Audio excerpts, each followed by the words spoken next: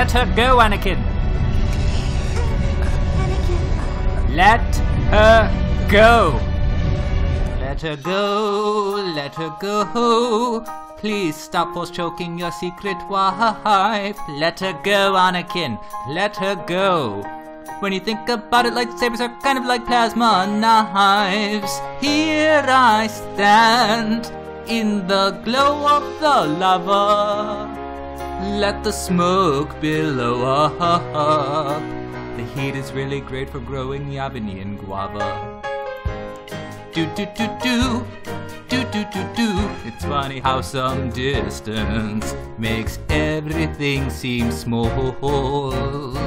From mind tricking dead stick dealers to slicing right through Darth Maul. That whole fine Camino sub-story from episode 2 basically is the whole plot to TFA Deja Vu. They even recycled the incomplete hollow map scenes.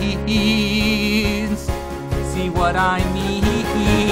Let her go, let her go.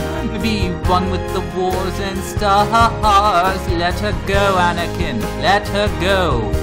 I really am a fan of Disney Pixar's Cars. I know everyone says that franchise is a vehicle for selling toys, but so is ours.